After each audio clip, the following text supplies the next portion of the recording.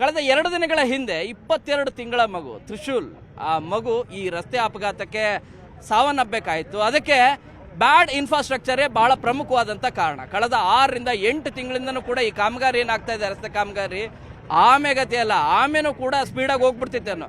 ಇನ್ನೂ ಅದೇ ರೀತಿಯಾದಂಥ ಸ್ಲೋ ವರ್ಕ್ ನಡೀತಾ ಇದೆ. ಆ ಕಾರಣಕ್ಕಾಗಿ ಒಂದು ಮಗು ಕಳ್ಕೊಂಡಿದೆ. ಆ ತ್ರಿಶೂಲ್ ಅವರ ಕುಟುಂಬದ ಸದಸ್ಯರಿದ್ದಾರೆ, ಅವ್ರನ್ನೇ ಮಾತಾಡ್ಸೋಣ ಏನು ಹೇಳ್ತಾರೆ ಅಂತೇಳಿ. ಸರ್, ಏನಾಯ್ತು ಸರ್ ಅದು? ನಮಸ್ಕಾರ, ನನ್ನ ಹೆಸರು ರಾಘವೇಂದ್ರ ಅಂತ.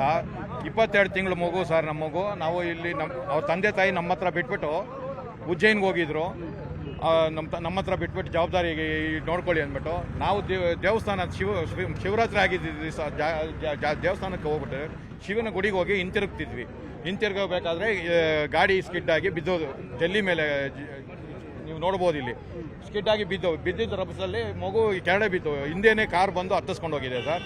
ಇದು ಅನಾಹುತ ಆಗಬಾರ್ದಾಯ್ತು, ಆಗಿದೆ.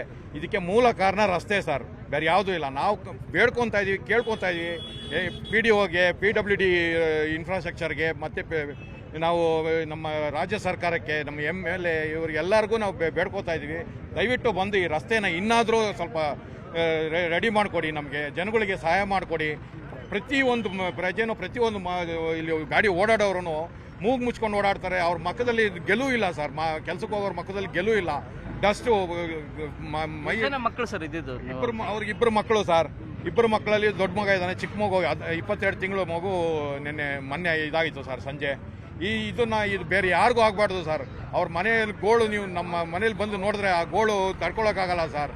ಆ ಮಗುನ ಅಷ್ಟು ಮುದ್ದಾಗಿ ಸಾಕಿ ನಾವು ಈ ಊರು ಕರ್ಕೊಂಬಂದು ಈ ಥರ ಈ ರಸ್ತೆ ದುರಂತದಲ್ಲಿ ಆಗಬೇಕು ಅನ್ನೋದು ನಮಗೆ ನಾವು ಭಗವಂತನಲ್ಲೂ ಪ್ರಾರ್ಥಿಸಿಲ್ಲ ಸರ್.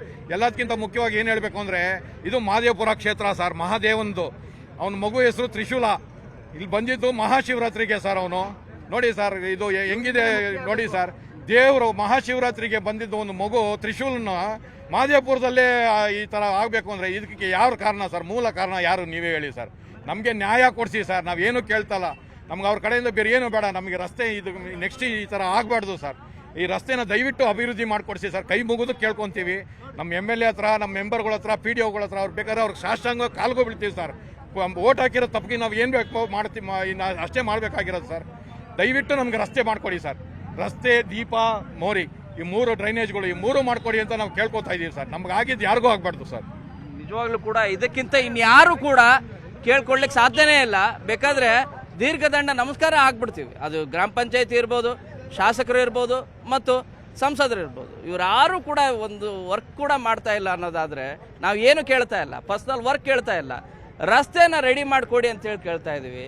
ನಮಗಾದಂಥ ಅನ್ಯಾಯ ಇನ್ನೊಬ್ರಿಗೆ ಆಗಬಾರ್ದು ಅಂತೇಳಿ ಇದ್ರ ಮೇಲೆ ಇನ್ನೇನು ಕೂಡ ಕೇಳಲಿಕ್ಕಾಗೋದಿಲ್ಲ. ಇಷ್ಟಾದಮೇಲೂ ಕೂಡ ಎಚ್ಚೆತ್ಕೊಂಡಿಲ್ಲ, ಅವರು ರಸ್ತೆನ ಕಾಮಗಾರಿ ಮಾಡೋದಿಲ್ಲ ಅನ್ನೋದಾದರೆ ನಿಜವಾಗ್ಲೂ ಕೂಡ ಅವರು ಮನುಷ್ಯರೇ ಅಲ್ಲ.